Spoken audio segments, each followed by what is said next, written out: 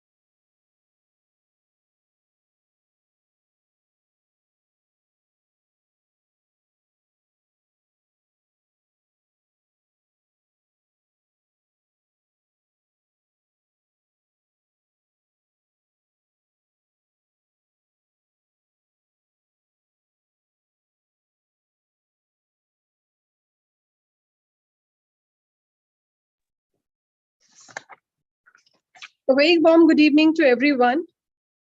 We are delighted to welcome you all on the International Day of Yoga today.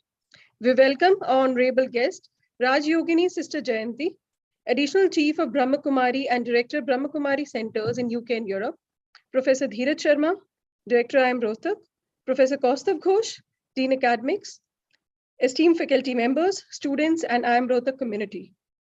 International Day of Yoga celebrates the physical and spiritual prowess that yoga has brought to the world stage. While it is an important source of exercise and healthy activity, millions join in and practice on a daily basis. For many, these routines are a way to connect the body, mind, and soul in a way that has existed for centuries. Today, on this occasion, we are glad to have with us Raj Yogini Sister Jayanti, Additional Chief of Brahma Kumaris and Director Brahma Kumari Centers in UK and Europe. Sister Jayanti is a spiritual teacher and leader, a pioneer and an emissary for peace. She has a vision and experience that is truly global and deeply spiritual. At the age of 19, she began her life's path of spiritual study and service with Brahma Kumari World Spiritual University. Currently, she is additional chief of Brahma Kumaris and director of the Brahma Kumari centers in UK and Europe. She is also Brahma Kumari UN representative, participating in UN conferences and projects connected to environment and climate change, women development, youth, and major international projects for United Nations. We are really honored and delighted to have you with us, ma'am. To begin with, I request Professor Dheeraj Sharma, Director, IIM Rohtak, to please deliver the welcome address. Sir. Namaste, good evening. It's indeed a great privilege for us to have Raji Yogini Sister Jayanti, who represents the organization of Brahma Kumaris, which is a secular organization for development and general well-being of the people, to the best of my understanding. I believe yoga, particularly, and yogic thought is not just about procedure and process. I believe it's a life orientation. Many years ago, when I was writing my dissertation, the topic of my dissertation was life management strategies and its impact on performance outcomes in organizational context. Life management strategies, in those days, I mean, PhD students were expected to work very hard and were expected to come up with novel ideas.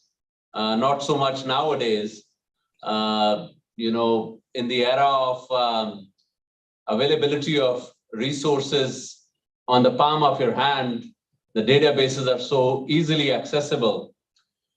So I actually ended up visiting Max Planck Institute, where the original work on life management strategies had taken place. The work had taken place in the domain of gerontology. Now just imagine I'm a management professor and I was drawing from gerontology to bring that research in organizational context.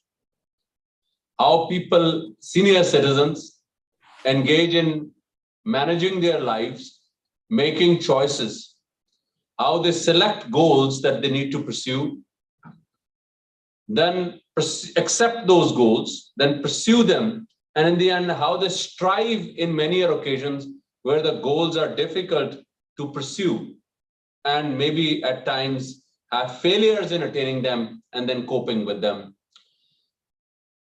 If I, as a PhD student, could apply a really tangentially related subject to the domain of management, I'm sure our students who are management students would definitely find value in listening to Sister Jayanti, whose work is actually directly related. Mine was tertiary and secondary. This is directly related to your well-being.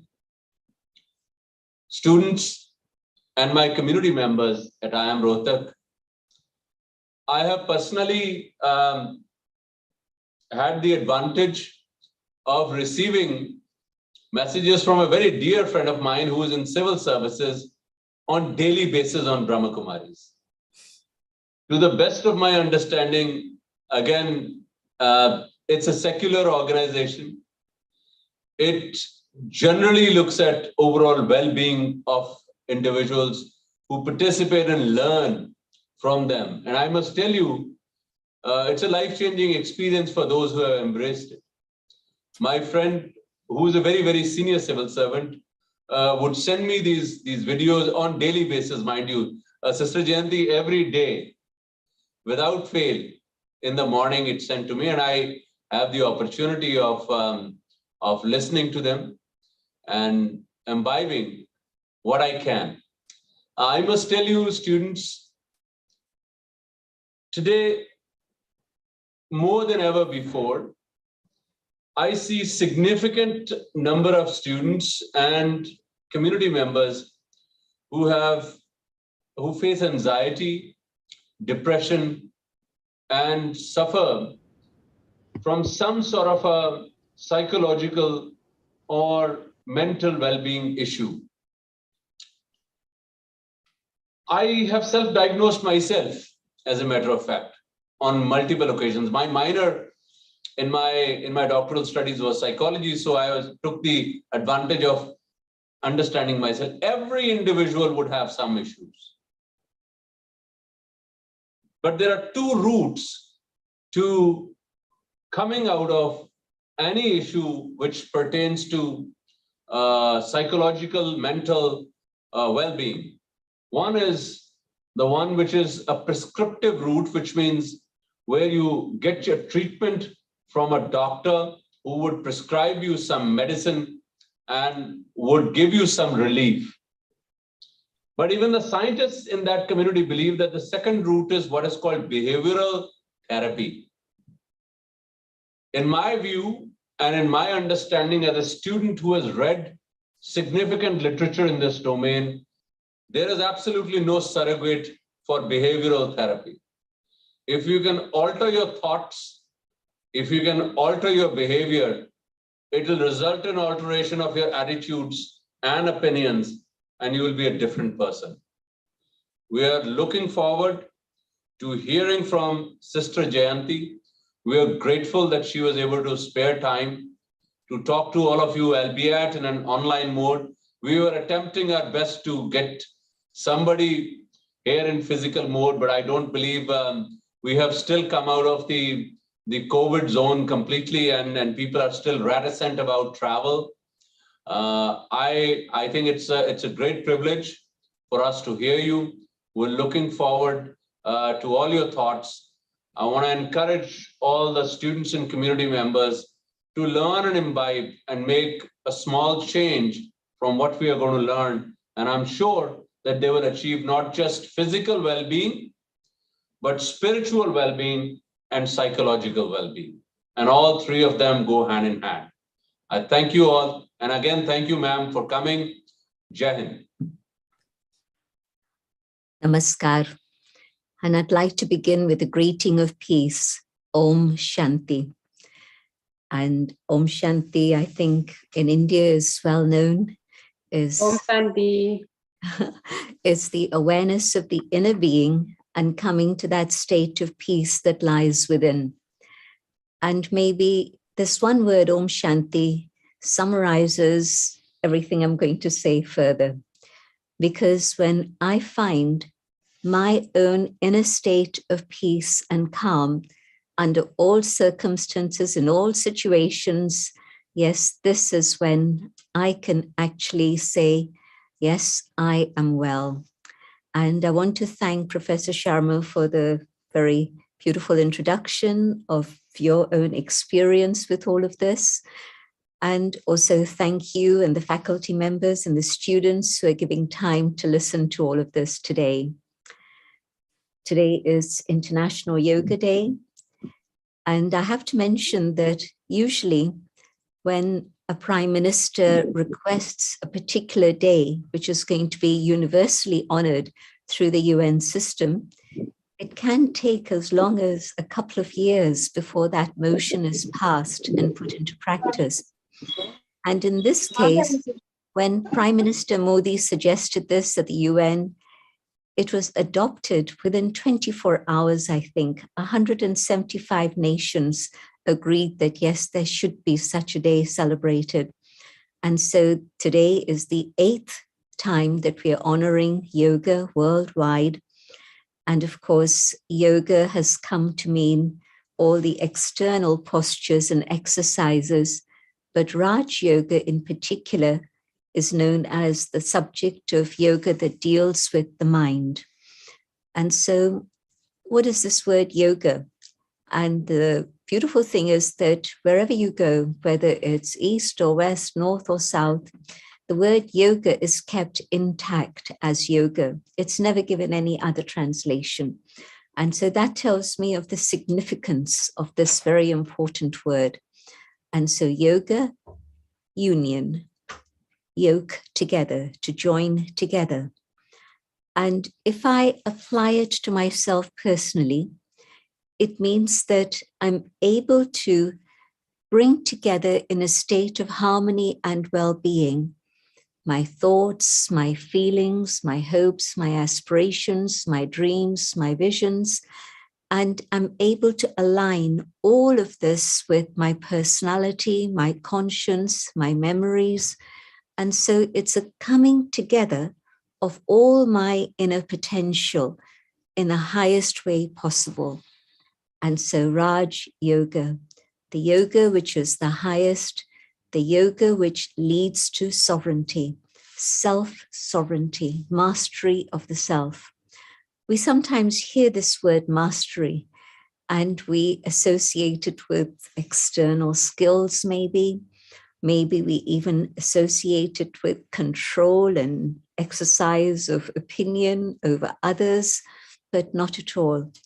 Raj Yoga is the mastery over the self, over my own inner faculties and inner resources, so that I'm using all that I have and all that I am in the best way possible to be able to maximize my time and energy in everything I do.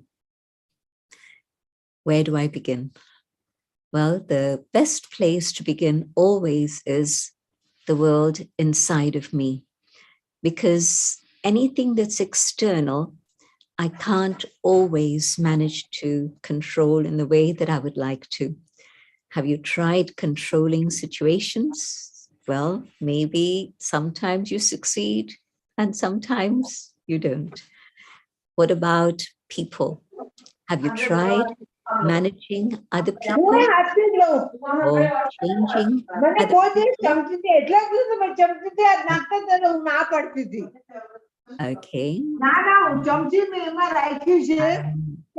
sure there can be some technology that can make everything else mute. Okay, thank you. Excuse me, the host, can you mute everyone? Can you mute everyone and make Sister Jayanti the co-host?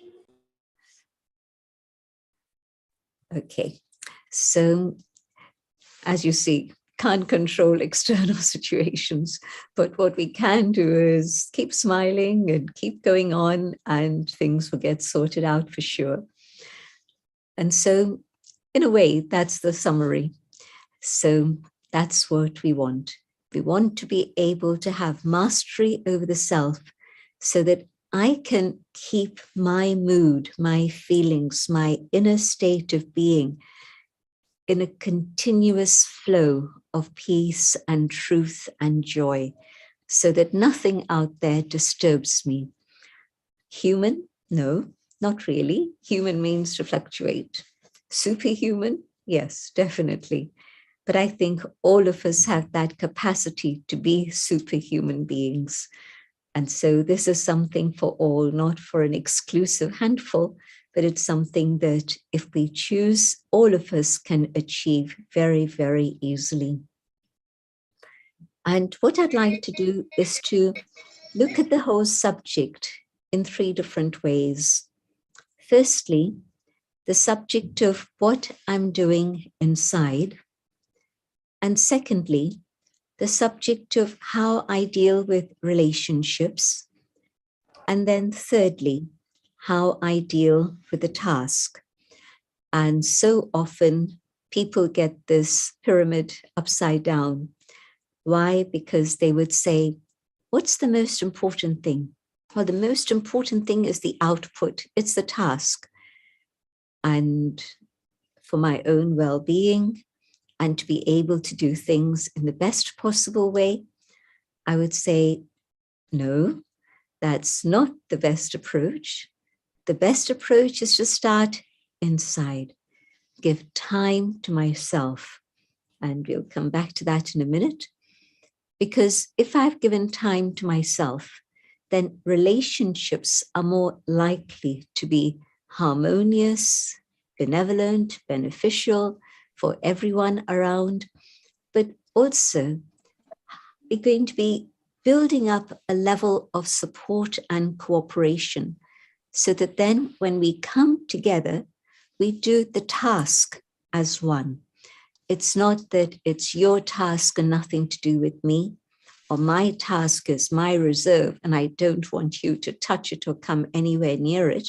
No, any task that is complex, and in today's world, nothing is simple. Everything is multi-layered and complex. And so when we have relationships that are harmonious, we come together with equanimity, with love and respect, and we're able to accomplish the task probably in a shorter space of time, but also probably with greater excellence than we could ever have been able to manage on our own. So think of that pyramid: the soul, me, the inner being, then relationships, and then the task.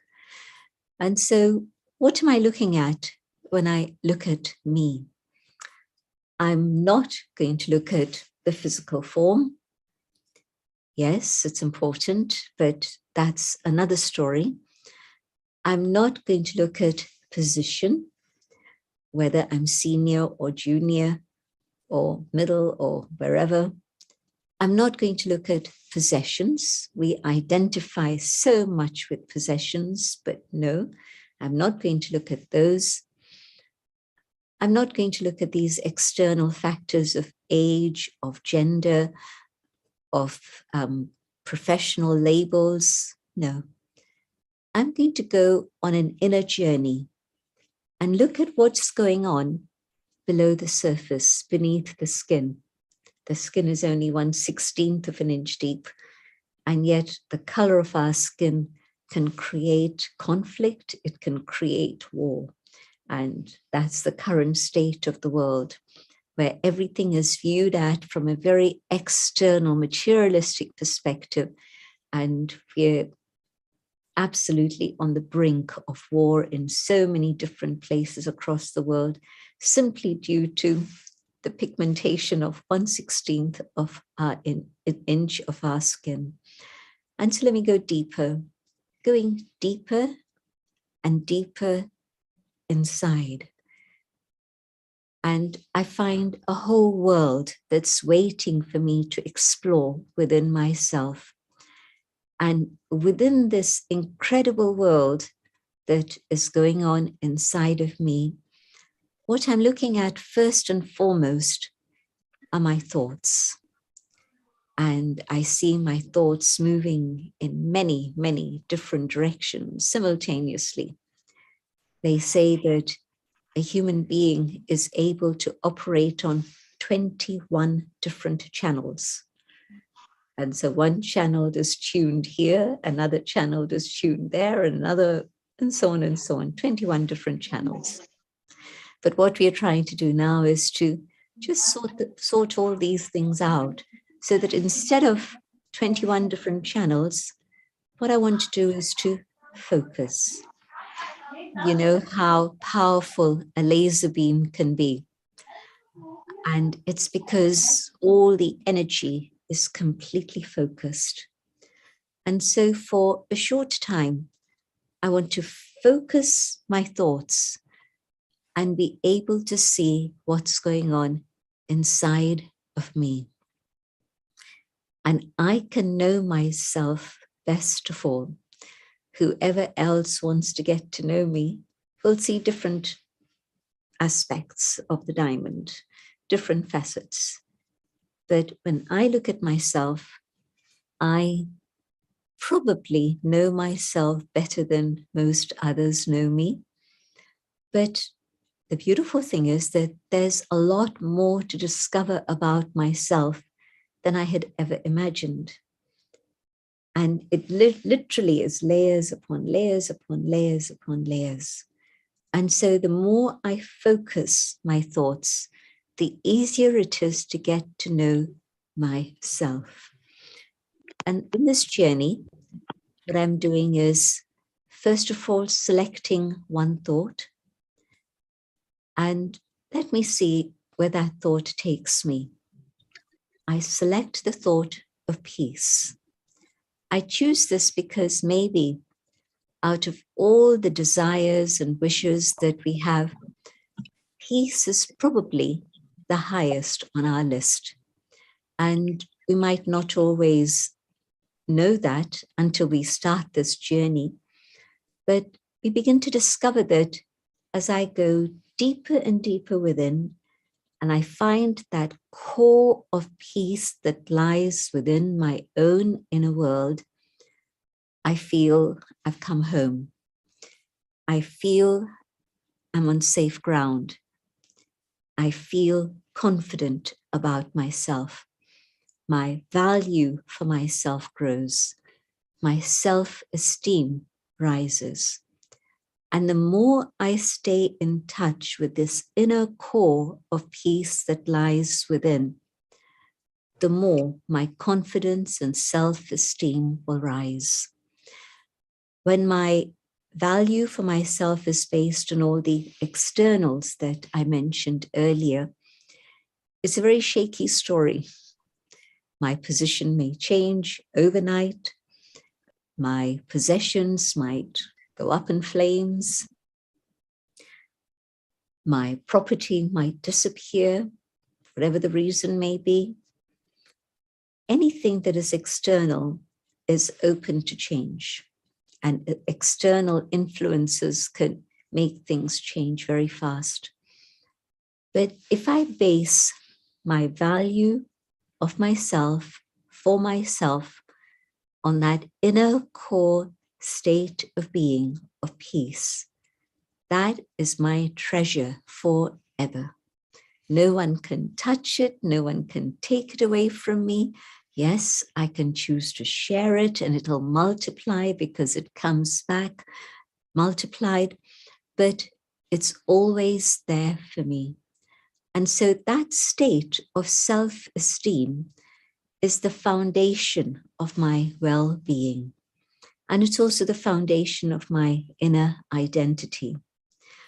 Sometimes in today's world, where everything is so uncertain, you know, they used to make business plans for 20 years. Then they started making business plans for 10 years, then 5 years. Now, who would dare to make a plan for 5 years? Who could have predicted that 2 years of pandemic would go past in the way that it has? Who could have predicted that there could be a war in Europe at this moment? Who could have predicted that climate change was going to bring the results that it already has and will continue to advance further? So plans, they say, if you want to make God laugh, tell God your plans. And yes, that being up above, whoever, whatever, maybe is there, maybe isn't there, but the universe will smile if you start making plans for 5 years or even maybe a year. But what I can do is to just keep on building up my own inner capacity so that then I have the possibility of dealing with whatever it is that life will throw at me, or even those around me, those who are nearest and dearest to me. And so my stability is not only for myself alone, but it's for all those around me. If I shake, my world begins to shake. My family is impacted, my colleagues are impacted, my work is impacted. And so when I learn about the core value of the inner being, and I keep connecting with that, how many times a day? Well, how often do you breathe? Many times during the day. So with every breath that you take, remember, I am peace. That's the ideal. But at least start with a few minutes in the morning, a few minutes in the afternoon, and a few minutes in the evening. So start somewhere, but you'll find that it's extremely powerful and helpful. So I want to make my thoughts peaceful. But as I experience that inner peace, something else begins to happen. It's as if I open up a treasure store the door opens and I'm led into a sacred space within in which I can experience truth and love and joy, and an inner purity, which is a state of cleanliness within. Did I ever imagine that I would find all these treasures within myself? We were looking for all of these things outside. I thought that happiness was going traveling, happiness was eating out, happiness was doing this, doing that, doing the other. And I kept doing it. I kept consuming whatever the consumer society was offering. And I kept taking more and more and more. But did it make me more and more and more happy? Unlikely. And so what I discover is that when I connect with the world inside, then the happiness that I have is mine.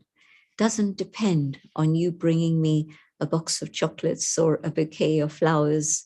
Maybe you will, maybe you won't. I can't depend on it. I can't expect it. If I expect it and demand it and have expectations that are not met, there'll be huge disappointment and great sorrow. And it's not you who's made me unhappy, but it's me and my false notions and expectations.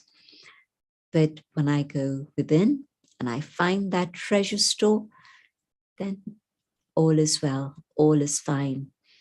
And I'm talking about all these things of the inner level because the inner impacts the outer. And yes, the outer also impacts the inner, but I can't begin with the outer because there's so many things that are going on out there. We're exposed to toxins in the air, toxins in the water, toxins in the food that we eat. You know, there are 140 plus chemicals in every organism under the sun at the current time. Statistics from the World Wildlife Fund. And that's the reality. We've just been absorbing all these things. And so if I want to determine my physical state of health, yes, there are certain things I can do, but still no guarantee. But if I again work from inside out, healthy mind, and I'm more likely to have a healthy immune system, I'm more likely to have health in my physical body also.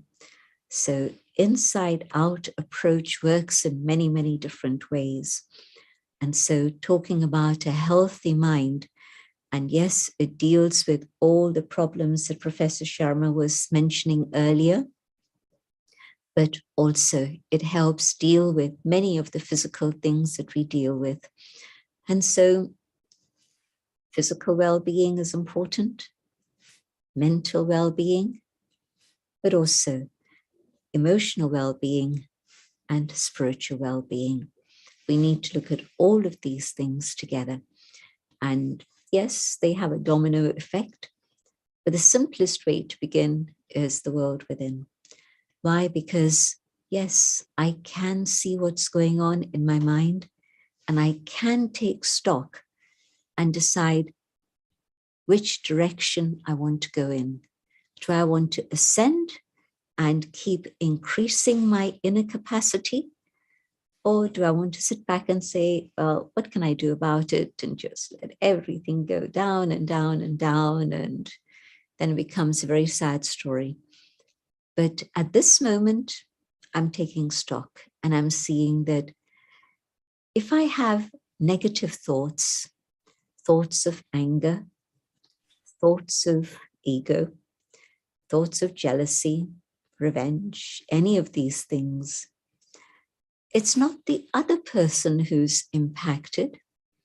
Whoever it is I've been angry with, yes, of course, there's some impact. But the greater impact of the anger that I'm expressing out there is actually myself. I am left with that scar. I am left with that inner state in which my happiness has gone. And of course, the physical body the whole physiology reacts. Your blood pressure goes shooting up, your heart goes racing, you've got an adrenaline rush that's not necessary. So it takes, if there's a moment of anger, 1 minute of anger, biofeedback experiments tell us that it'll take at least 5 minutes for the body to return to a state of stability. And if there's anger for 5 minutes, it's not just the same, but 5 minutes of anger will probably take you 30 minutes before the body calms down. You can say, oh, well, it was just a flash in the pan and it's gone. Well, the body's telling me it hasn't gone. My heart is still pumping faster than it should. And things are not very comfortable. So I need to be very aware of all of these factors. What are the trigger points that rob me of my peace and happiness? And anger is usually a very big trigger point. And maybe it's expressed, maybe it's suppressed, but definitely it's there. So anything that's negative, criticism, I was fine, I was okay. And then I noticed somebody saying things that I don't agree with or I dislike. And again, that negative spin within the self comes spiraling down and my happiness is gone. We don't usually connect all of these things together.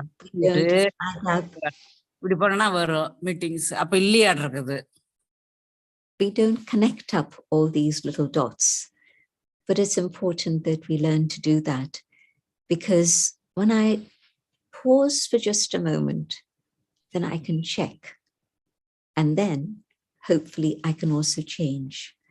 And so check and change, check and change. It's a very important process. You know, they say that if there is something that has pushed a button in you, count 10 before you reply. Do you do that? Probably not. Probably you don't even count to 3. Well, if you did, try it. Somebody said something, an auto responses reaction. No, count 3. Never mind 10, 3. 1 and 2 and 3. And already my breathing is more normal. It's not racing, it's not shallow and superficial. I'm not in the fight, flee mode. Already, just counting 3, I'm a little calmer than I was earlier.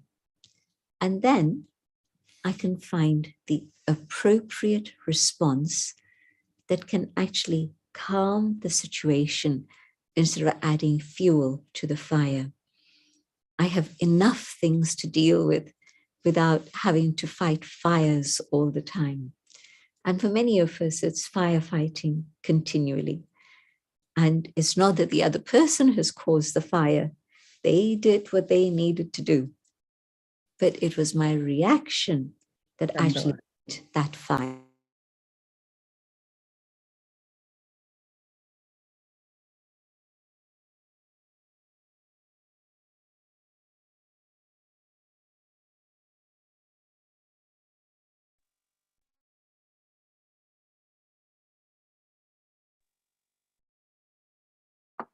We can't hear.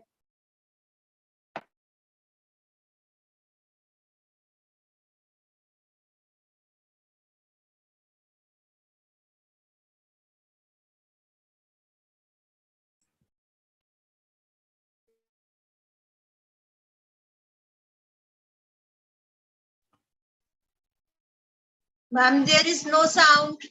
Okay, now? Yeah. Can you hear me now? Yes, ma'am. Yes, ma'am. Thank Okay. you. Okay. So I was talking about checking and changing and being able to get to know myself and what are the trigger points that cause reactions. Whereas if I begin on this journey of just simply staying connected with myself, with my own inner being, well, the responses are very different, and I'm not lighting fires and fighting fires all the time. Let's have a little experiment. You don't have to stand on your head or sit on the floor. Just carry on sitting comfortably wherever you are. But let the body sit. There is no video. We can't see you.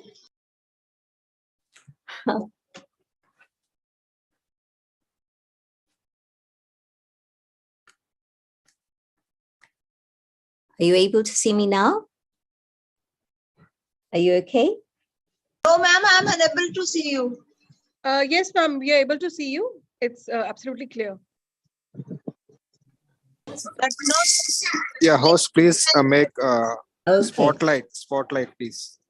Okay. Okay. I think we are Spotlight okay. करो ना दोबारा Okay. कर दो. As far as I know, things are okay now, correct?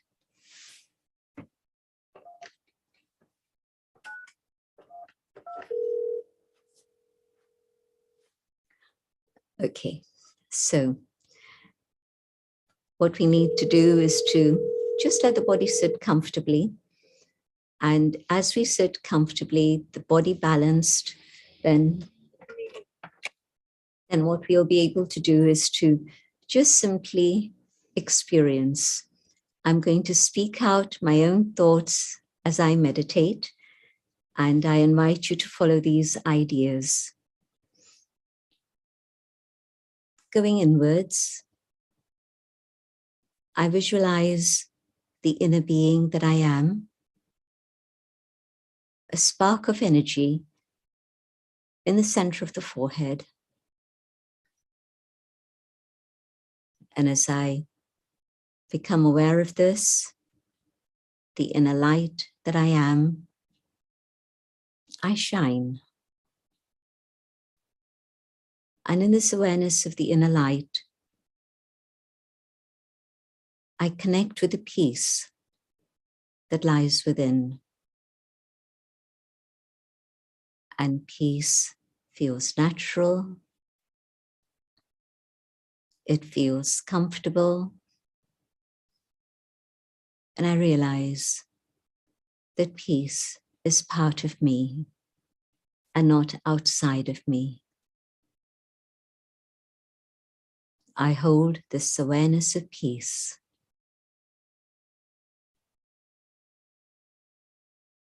And this peace radiates out into the room that I am in. But peace also radiates out into the world.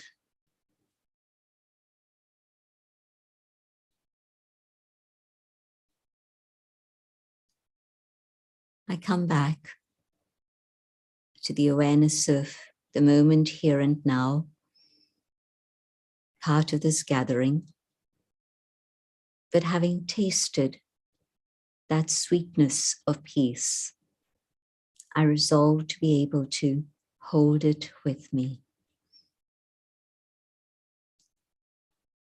I don't know how many of you were able to experience that inner peace, but if you weren't, that's also okay. If this is your first attempt, they say practice makes perfect. And so just keep trying it, going inwards, and you'll come to that state of experience where truly you are that being of peace. So, aware of the power of the mind, I choose to eliminate negative thinking. But also, I realize that there's a huge amount of waste, things that I don't need to be thinking about. things that happened yesterday, 20 years ago, and they're still flashing through my mind and still creating ripples inside. Because when I think of something, the associated feelings also come flashing back. And so 20 years ago, I felt very bad because something had happened. Well, I just have to recall that incident and the same feelings come back. It's true also of positive things. When I think of something beautiful that happened many years ago, but again, my face lights up as I think of that, and those same good feelings begin to emerge. So it's up to me. What is it that I choose to create in my thinking? And I learn that if I want to have a life that's filled with kindness, compassion, and goodness, and beauty, and truth, all of these things are possible, but I have to go deeper and deeper within and start feeling them and start expressing them more and more. And really the secret is giving time to myself. We give time to so many other things, but we forget that without recharging my own inner battery, nothing is going to work. That's the reality. You've got a very lovely phone, but if you forget to recharge it, it's just a bit of steel. It's a piece of nothing. It doesn't work. It doesn't do what you want it to do. And the very simple method, you make sure you recharge it, and then it'll do everything you instruct it to. And so what I need to do is to be able to recharge this inner battery of mine on a daily basis, not just monthly, not just weekly, but on a daily basis. And so just continually being able to do that means that I have that power to do whatever it is that the world demands of me. And so to remove the negativity, to stop the waste. Why?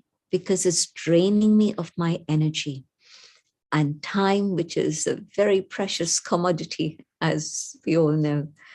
But wasteful thinking, and not only is it taking away my time and robbing me of my energy, but it's removing my clarity. Have you ever been in a dust storm? I know that in some parts of India, like in Rajasthan, we have dust storms. I don't know about other places, maybe Delhi. But when the dust storm starts, you can't see anything because the dust is getting into your eyes and it's a mist that you can't see through. Same thing, when there are waste thoughts flying through my head, it's very, very confusing and disturbing because I cannot see anything with clarity at all. I'm not able to go through all the stuff and say, okay, now I understand what's going on. Now I know what needs to happen, what I need to do. And so I have to deal with it. Otherwise, it's again becoming a greater and greater hindrance in being able to see what is real. We're already living in an era of post-truth, and it seems to get worse day by day, to the point where you hear something and you ask yourself, well, is this really true? And it might be, but you have a question, is it true? And of course, when there's so much falsehood and the dust is flying around everywhere with accusations and counter accusations, then in that state, how do I know what is true? And so I need to be able to have that inner clarity, to be able to have that discernment capacity to know what direction to take in my life. Never mind about whether they're the truth or they're the false, it doesn't matter. Whatever that is, it'll get resolved. But for my own life personally, I need to know which direction to take. I need to be guided by my inner compass and know that, yes, it's taking me in the right direction and it's going to lead me to the destination I would like to arrive at. So everything depends on the way I think, my own inner consciousness. And until now, we've thought that, you just deal with life as it comes. Yes, true. I have to deal with whatever it is the pack has given me. I can't decide what cards I've been given. It happens. But what I can do is to make sure I'm more prepared to deal with all eventualities. So time for myself, time for reflection. And I would suggest that the best thing for this is first thing in the morning, make time a little bit earlier before your family awakens and your daily routine begins. And so that time for yourself, reflection, but also time for yourself to study. Feed your mind something nourishing, because too often we've been fed continually by what we see, what we hear, social media, the advertising, the news, everything is going on all at once, all around us. And that diet may not be very nutritious. You know yourself what it is you get exposed to. So what I do is begin the day with some nourishment for my own consciousness, things that are uplifting, things that are positive, things that are going to remind me of what is eternal truth. And if I do this, maybe 15 minutes in the morning for myself, maybe 30 minutes, whatever it is I can manage, that is a very good preparation to be able to cope with what's going on through the day. And it'll make you more aware of what's going on in your own self. And so that state of mastery comes through self-reflection. At the end of the day, an audit. How did I do today? Could I have done things differently? Not even better or worse, but just differently. Could I have made changes? And again, a little bit of tweaking here and a bit of a tweaking there. And next day, you're more prepared. And so every day is a lesson to learn, many lessons to learn quickly in one day sometimes. But all of this is preparation for myself to deal with relationships. Because then when it comes to relationships, I have the possibility of being one who can give something to others. They have this lovely word in Hindi, devta, dene wala, the one who's able to give. And most times, if we look at our lives, we've been very needy. Of course, infancy, childhood, all our needs were being met by our parents, hopefully. Sometimes not, but maybe someone around was there to give me something that I needed. But then adolescence. And through that period, my expectations and my disappointments. And then as an adult, again, hoping that somebody can compliment me, hoping that somebody will understand me. Well, try it the other way. Maybe I can understand another rather than wait for them to understand me. And maybe I can show a little bit of kindness to another rather than expecting them to reach out and give me a helping hand.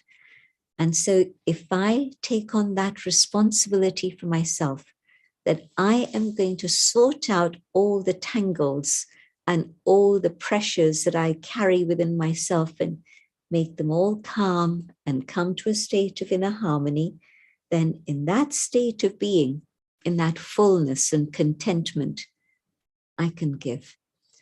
And if I make that my absolute mantra, I'm not going to be the one who takes, I'm going to be the one who has enough to spare so that I can give to another. And of course, the blessings I receive, the good wishes I receive from being able to give are able to support me and help carry me further. And in this way, if I have this attitude of creating harmony in all the relationships around me, whether it's immediate family or whether it's friends or whether it's colleagues at work. I have built up a huge amount of goodwill. And at the moment when a task needs to happen, whether it is at work or at home, that goodwill kicks in. There's cooperation available so that I'm not left struggling on my own, but with everybody's finger of cooperation, things begin to move and things can happen and things can get done. Can you just imagine how easy it is to make something happen if there's 10 people giving their little finger of cooperation? Me trying to do it on my own, and it would be a huge mountain to climb. Neither do I have all the skills needed, nor do I have enough energy to do it, nor do I have that vision that's all encompassing. But each one bringing their own talents and skills and working together with cooperation, and it happens. And so through this whole journey in life, what I've found is that if I just make sure that I'm making time for myself to keep learning, to keep growing, to keep moving forward, relationships work out beautifully, but also the task is accomplished, and not just accomplished easily, but probably accomplished to a higher scale of excellence, because everybody's input together makes a huge difference. I would not have been able to think about all the intricacies on my own, but everyone's support, and it works out. So let me stop here and see if there are questions or comments. And after that, I would like us to have just another few minutes of reflection at the end, if that's okay. I hand over to the host to see if there are questions. No question, just want to say thank you so much for the wisdom.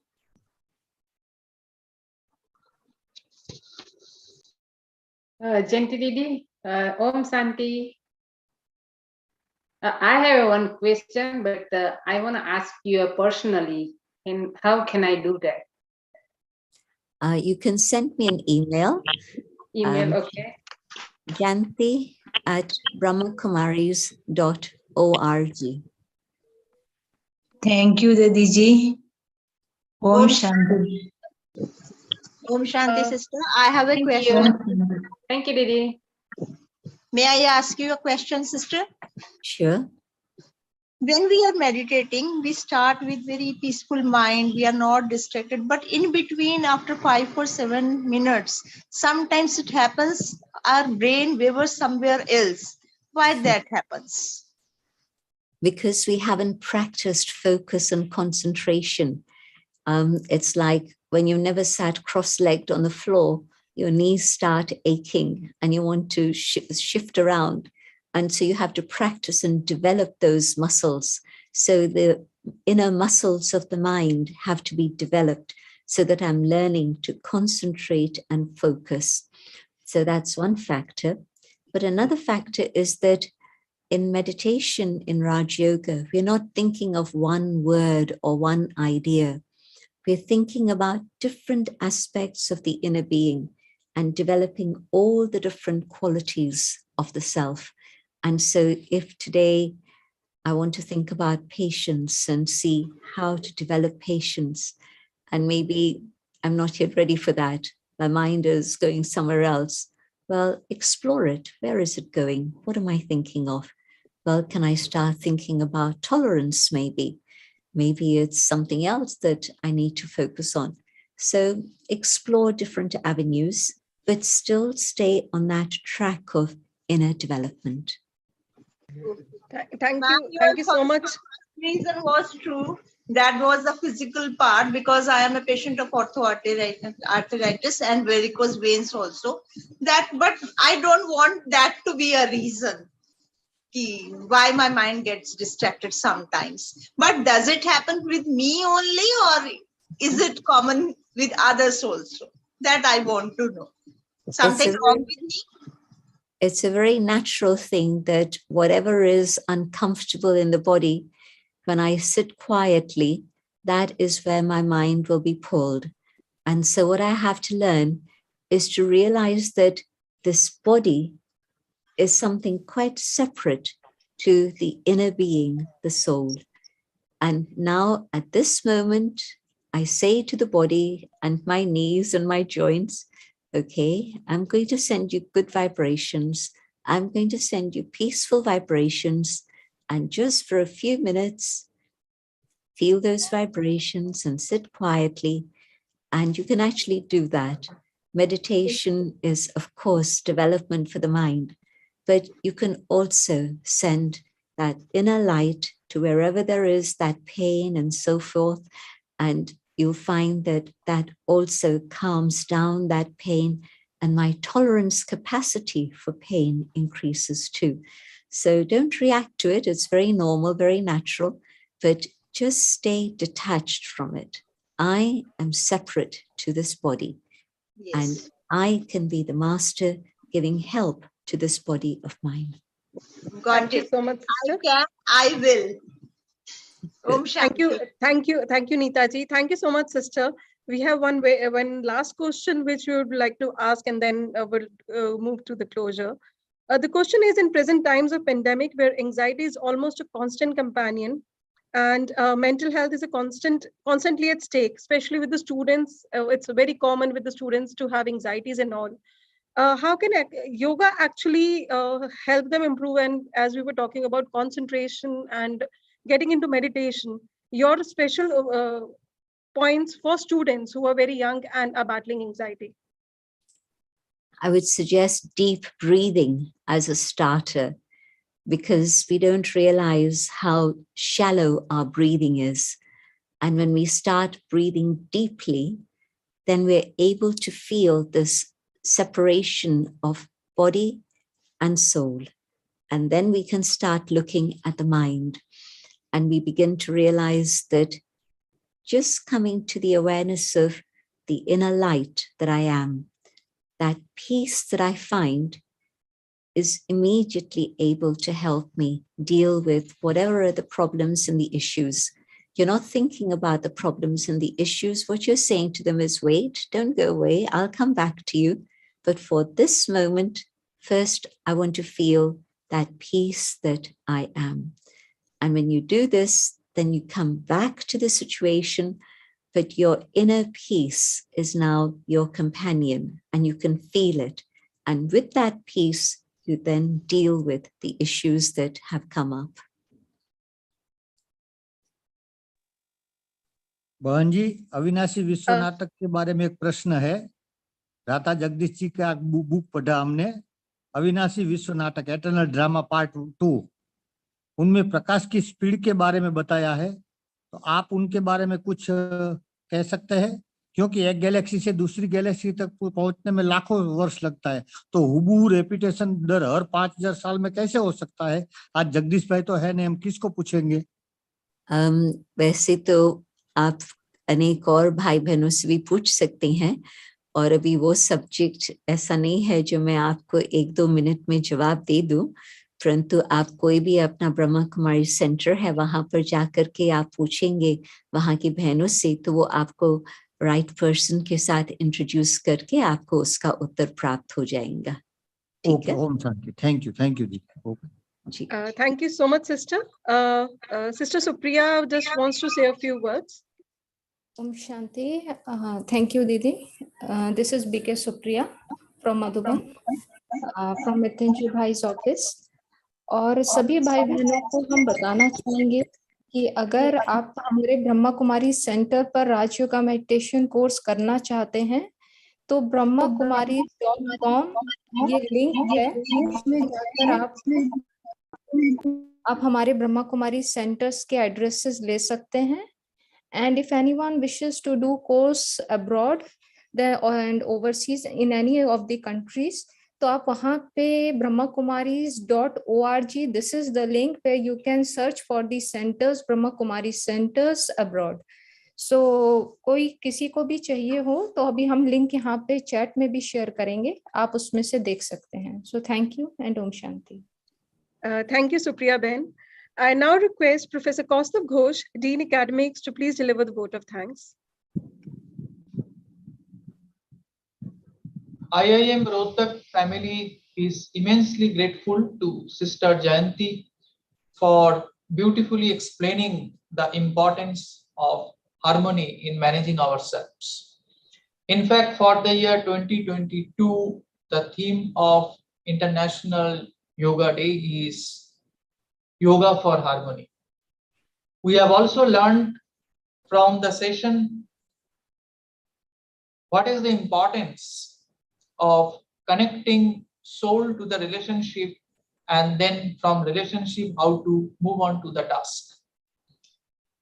We have also come to know the importance of achieving self-mastery by making a synergy between in and out, and the importance of inside-out approach in making our life more meaningful, more satisfactory, and more composite.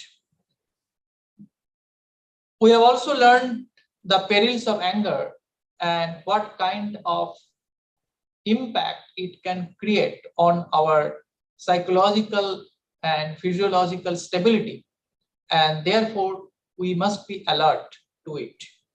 We need to achieve emotional, mental, as well as spiritual well-being in all our efforts. I once again express our sincere gratitude to Sister Jayanti for spending our valuable time and be here with us on this beautiful session. With this, we come to the closure of our formal celebrating the International Yoga Day in our institute with this chant. Om Sahona Bhavatu, Sahono Bhunaktu, Sahoviryam Karavavahai, Tejasvi Navudhitamastu, Ma Vidvishavahai. Om Shanti Shanti Shanti. It's been my pleasure to be with you all. Let's just have a moment of silence together. Thank you. Going inside, feeling the light that I am, the light that shines in the center of the forehead. And in this awareness, I connect with the peace that lies within. Om, I am Shanti. I am a being of peace. I keep this awareness so that peace translates into everything that I do. The way I think, the attitude I have, the connections that I make, the words I speak, and the actions I perform, so that peace and harmony prevail within me and in my life. And all of us together, sharing peace and harmony, create a better world for all.